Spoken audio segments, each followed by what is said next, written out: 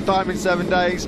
On the front row with Remy Gardner and Marco Bezzecchi. Ralph Fernandez, the impressive rookie, his best qualifying in his fledgling Moto2 career. Antonio, Roberts and Canet on a high-quality row. Reynas, Buliga, Bobier and Ben Schneider. All the Bs on row 5 ahead of Schrotter, Navarro. Hay leads row 7 ahead of Tony Arbolino and the experienced Tom Luthi. Then Yari Montella, Sonkiat Jantra, a former winner here in Qatar. Hector Gartho and Hafiz Shiring go from row 9. And Tommaso Marcon into warm-up lap begins here for Moto2. 20 laps coming up of this 5 points. There are the two Americans, Joe Roberts and Cameron Biobiet, just behind them. Marcel, 2-year-old, he gave up quite a few podium opportunities last year, but he started this season off very well. Just looks like I've never seen Fabio Di Antonio have back-to-back podiums in the Moto2 World Championship. Can he do so for the Aragon? He's going to have his work cut out to get ahead of the likes of Bezzecchi, Gardner and Lowe's on the front row. It really has worked on that over the last couple of years. Starts of races used to be such an Achilles heel for number 20 points because everyone's playing catch-up. Yeah, last weekend, the 30-year-old Briton facing the chasing pack. Who can stop Sam?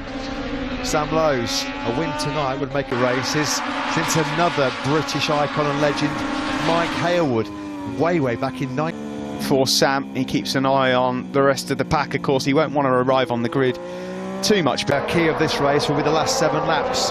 Time management is going to be absolutely pivotal, as it always is. Fabio, he's got big expectations of fighting for the win in round 2 in the Motogp World Championship after a winning start. Proper bromance going on there, isn't there? So they make their way onto the grid, just testing the brakes. 37 lining up second, and Bezzecchi looking to get himself on the podium for the first time in 2021, rounding away onto the grid. There is Bez. He's ready to go, we're ready to go. It's out in Moto2. Good start from Sam Lowe's, and even better start from the heavy Remy. Come on, Remy Gardner then goes to 4th. That looks like Ralph Fernandez going wide, really wide. Bezzecchi leads. Yeah, really good start for Augusto Fernandez. He's got himself already up into the top 5. There he is ahead of Ayagura. 5th to 10th in Sector 1 for the Petronas Sprinter Racing man. On board with their Bezzecchi leading from through the first few corners already.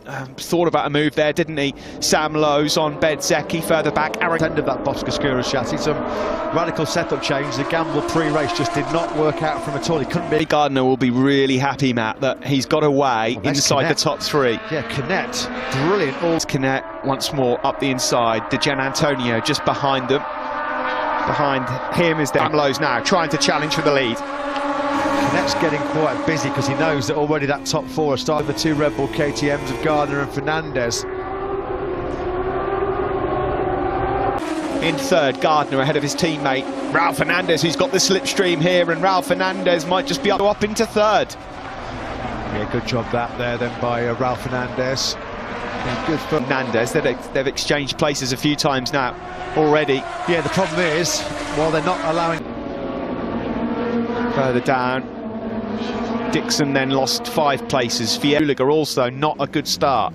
Yeah, and in Moto2, when everything's so closely matched, it's so hard. This weekend, last weekend, and pre-season testing. His front end on the opening few laps here just looked a tad twitchy. An awful lot about in terms of race trim, just behind him. Great start though for this race. On this lap, he's been picked off by Ayagura and Joe Roberts, so he's back down in 8th place now, the podium man from last Sunday. Here. Doesn't want to lose touch of Marco Bezzecchi. He's not put a foot wrong since the lights went out. Yeah, and you can see there in the back to pull a bit of a gap back to Ayagura. Augusto Fernandez is going the wrong way too, isn't he, on the 37. Bezzecchi. Sam Lowe's can't get close enough to him to attack. 2 laps completed in this Moto2 race. Yeah, this quartet already a cut above the rest. All 4 of them in the 59s quite comfortably. Nobody's top 4. They're in a different league at the moment. Still, that lap record stands from Tom Luthi a couple of years ago. Through turns 4, 5. It was the Antonio out of the seat, lost all of his momentum. Augusto Fernandez did not even have to work. He's getting a bit tight. Ayagura is getting his gloves off. He goes through on Aaron Canet. Leads still. The 2 Red Bull KTM iHo machines are closing. It's been a tough start for the John. Ace of the likes of Roberts, Canet and Agura ahead of him. Good ride early on from Ayagura in this race in 3rd. It's closing. Look at Sam Lowe's early on the power there again. A bit of pre-season that there were 3 big guns. Bezzecchi, Lowe's and Remy Gardner. Ralph Fernandez has been the surprise. As they stood out, didn't they, on paper? Certainly in the early stages of this one, that's how it's going. Sam Lowe's then challenges one. Yes, he does, and he leads then. Now, this is the big question mark, Matt. Last week... Taking the lead there from Marco Bezzecchi, so time to maybe get the hammer down for Lowe's. Yeah, from last week, what Sam Lowe's can do when he gets to the front. I wouldn't be surprised to see the Aussie challenge his teammate in a moment. Bezzecchi, weren't they? Lowe's, Fernandez and Gardner, they all exchanged the fastest lap of this Grand Prix. The Jano patient. He's got to find a way through on Ralph Fernandez. He's so close to him here. It's hard to overtake. Fernandez, this time around, oh, it got loose. It got very loose. How on earth he got that Stowe's getting away? That could have been carnage. Yeah, by the time he got through on Fernandez last weekend, it was all too little too late. There was nothing. Some serious skill, you know, to not end up hitting Marco Bezzecchi from Remy Gardner. Yeah, and also not washing out your own. Time has he lost? Not that much to Marco Bezzecchi, but already Sam Lowe's has put 3-4 tenths in. Across the line then for Sam Lowe's. We'll take a look at his lap time.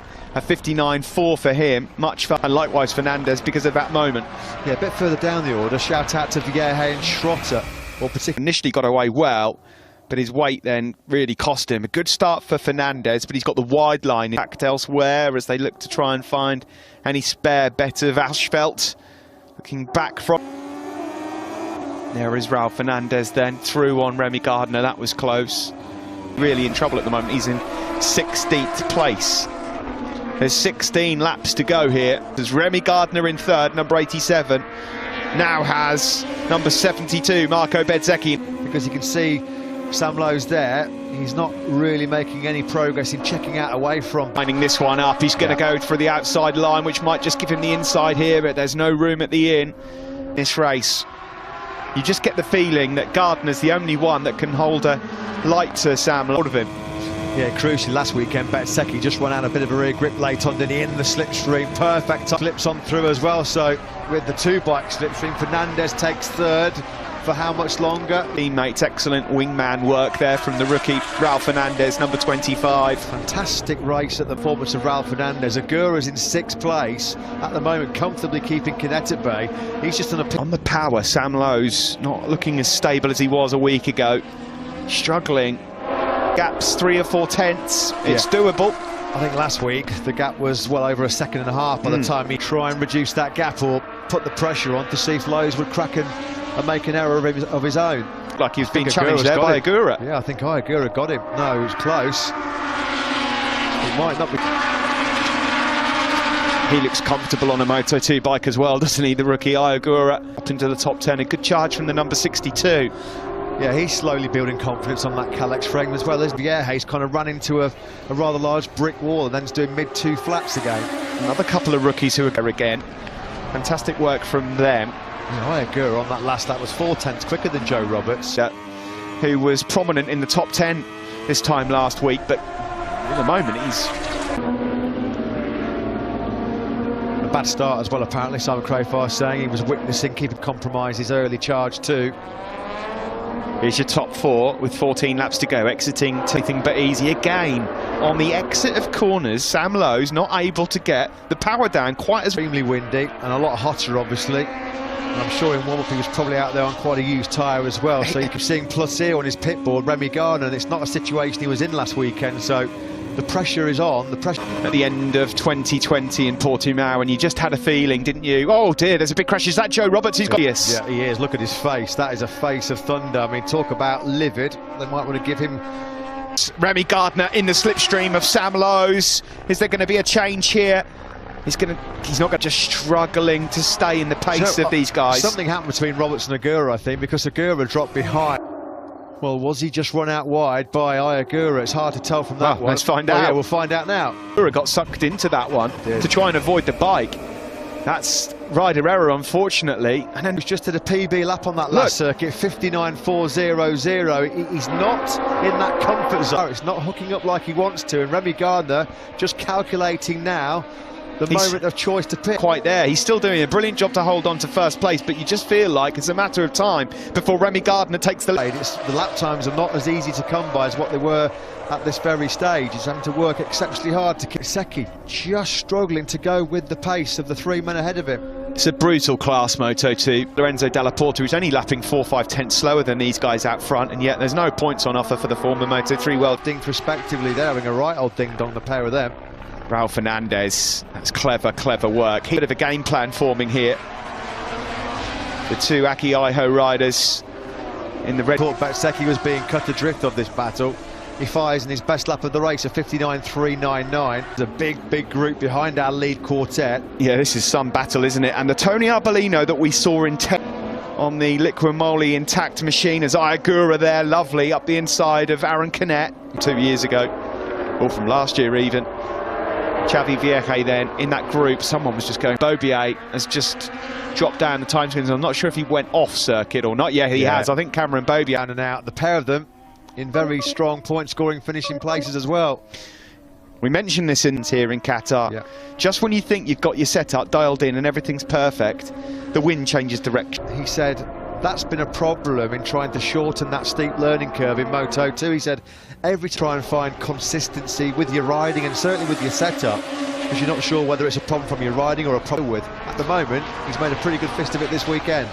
This is the mammoth battle going out front, despite those wobbles a moment ago. Sam Lowes looks like he's just settled a bit. Joe Roberts is of doors going on here from Joe Roberts. Looked like he just exceeded track limits, and then as soon as he went off the curb, and they're trying to contend with Iagura, who was piling the pressure on.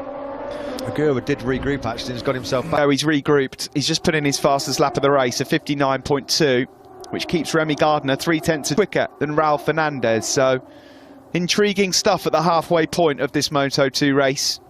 Canet, I wonder already on the Boscoscura, pushing as hard as he was in those first 2 or 3 laps, whether Canet couldn't get the bike stopped or turned. There was all kind of mammoth problems mounting throughout the Grand Prix last time out. Pulled over to one side. Is that Marcon or is it Baldassari? 50 points out of a possible 50, but there's 10 laps gone, 10 to go. Still a long way left at the moment, almost 6 seconds. Yeah, totally different league. The top 4 men are operating. Issue, a rare mechanical problem in the Triumph Engineer. Fernandez, it's unbelievable how well he has adapted to Moto anymore, and we're 1.5 races into his career in this intermediate class. He looks so at home. The tyres where the fuel load lightens. He's got, of course, a lot of data and knowledge gathered from last weekend, which is going to... Fifth here is 21, Di Gianantonio on the podium last time out, being followed by the rookie Navarro. Speed up Boscoscura rider as Tony Arbolino thinks about a move on Aaron Canet. The points at the moment, the likes of Ben Snyder, Gartho, Dalla Porta.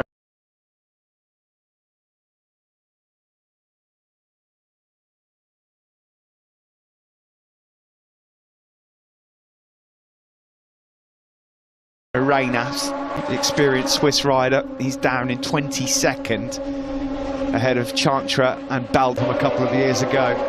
Lowes again just managing that gap to Gardner back, well, about what, 3 tenths of a second behind his teammate. Not 100% sure. We just saw there from 5th to 13th what happened to Dixon in this race. No through.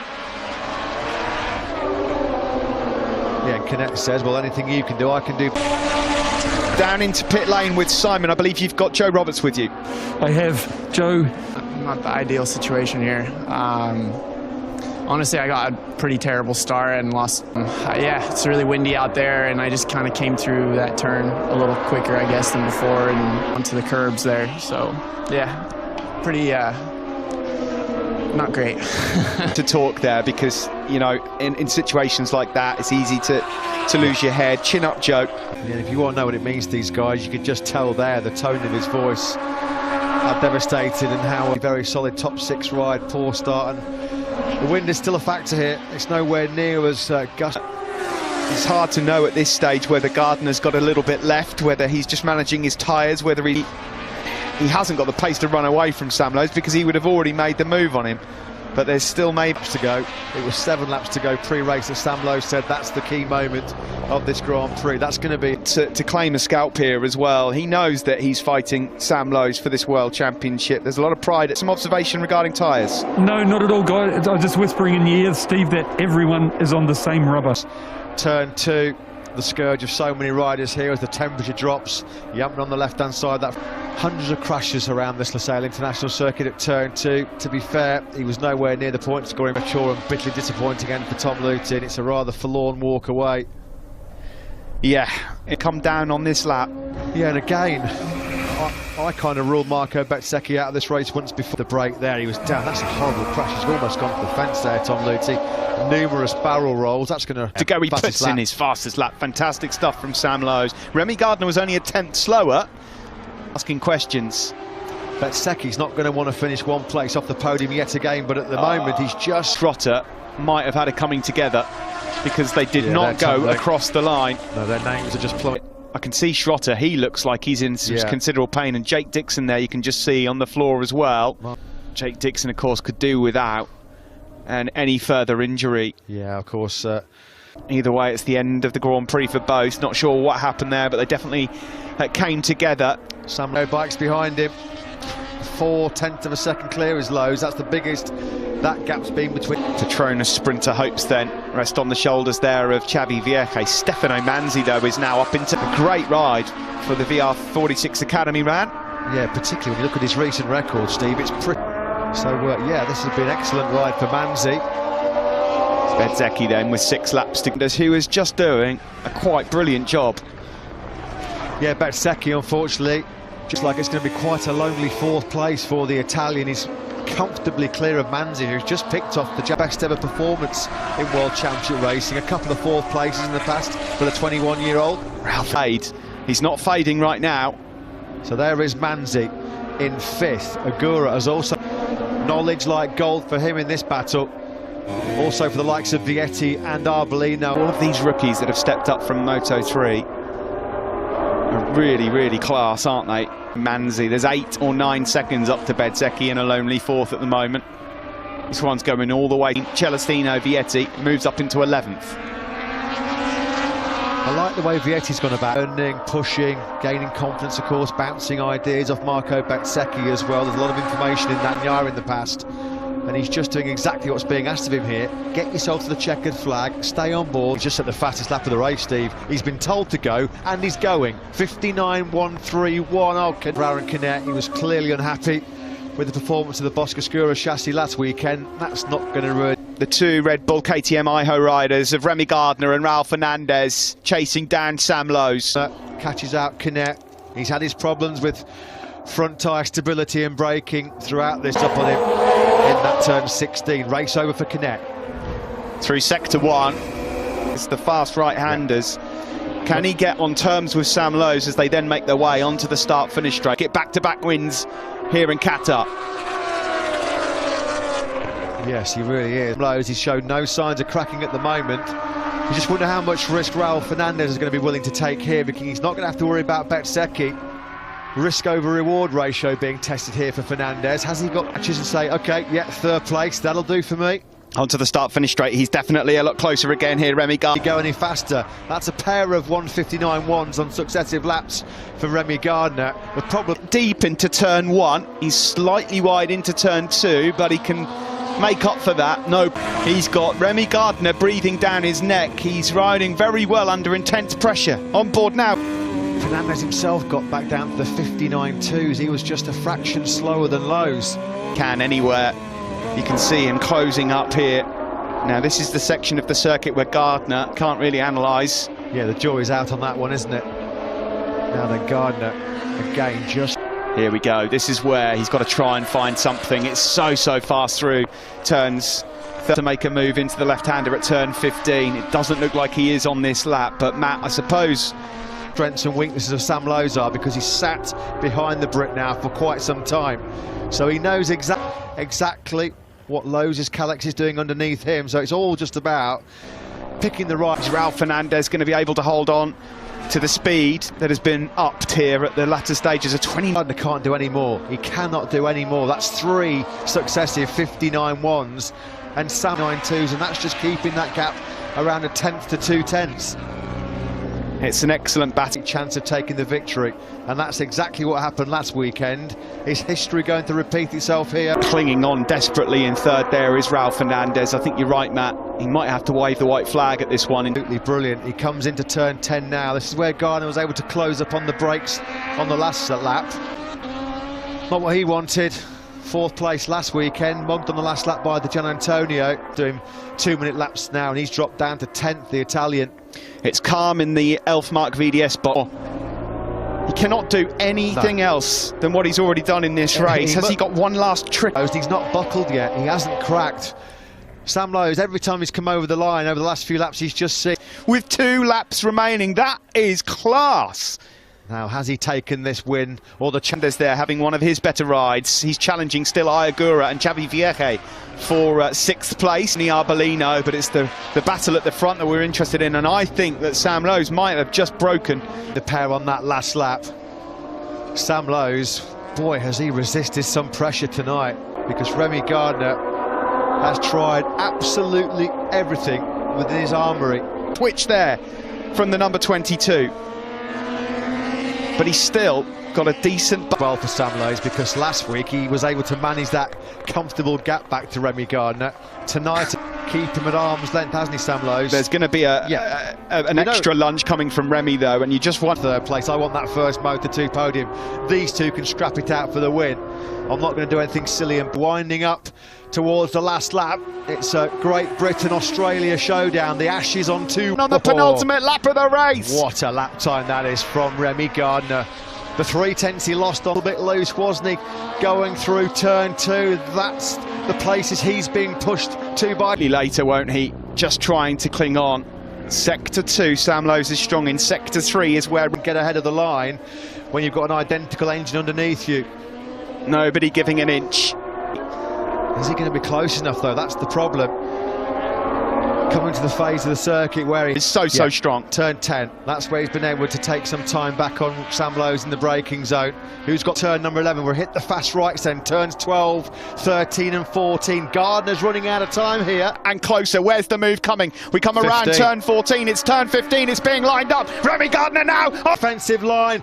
Gardner, he can't find a way through. Now he's going to gamble on the slipstream. Sam Lowes, desperate to get on the power. He's not going to make it. Back-to-back wins in Qatar for Sam Lowes. A brilliant last lap from both Lowes and Gardner, and that just shows you what you've got. Fernandez, his first ever podium in Moto2 World Championship, jousting it out for the victory on the final lap and exchanging fastest laps of the run. Wasn't he coming out the final corner? He just lost the traction as he squeezed on the throttle, and that top pressure throughout that Qatar Grand Prix. It was much harder, as he anticipated, than his win here of Sam Lowes and the Elfmark VDS Racing team. 50 points up for grabs, and they've taken every single... It's a fantastic effort. Both guys gave absolutely everything. They threw it all. Sam Lowes gets a congratulations from Tony Arbolino, who had a pretty good ride himself. 2 World Championship. Well, Gardner will be able to go to sleep tonight knowing that he could have done nothing more. What a job. What a rider. This was the final lap then. This was the replay. Remy Gardner. And he had so much corner speed. I think he had to check himself a bit, because otherwise he'd have gone into the back of Sam. And in there, that was really something special between these two men. And at the moment, Matt, it looks like it's 2 men. The way of Sam Lowes, and the first rider in Moto2 history in, what, 12 years to take the first intermediate World Championship races since Mike Hailwood way back in 1966. Base team. There you see Sam Lowes, and that's great. By a good ride from both of his men. Not quite the win, but hey, Gardner and Fernandez on the podium, don't you? Great effort. Oh, yes. What I can say, of course, really happy. Remy didn't try too much to pass. For me, for Remy, 20 points in this track is quite difficult to pass, and after that to keep it. So for me, it was really good and good learning. Congratulations, thank you, Simon. Yeah, congratulations to Aki Ayo and the Red Bull K. One so far has been all about one man, and he goes by the name of Sam Lowes from Great Britain. Quick mention to some of the other rookies.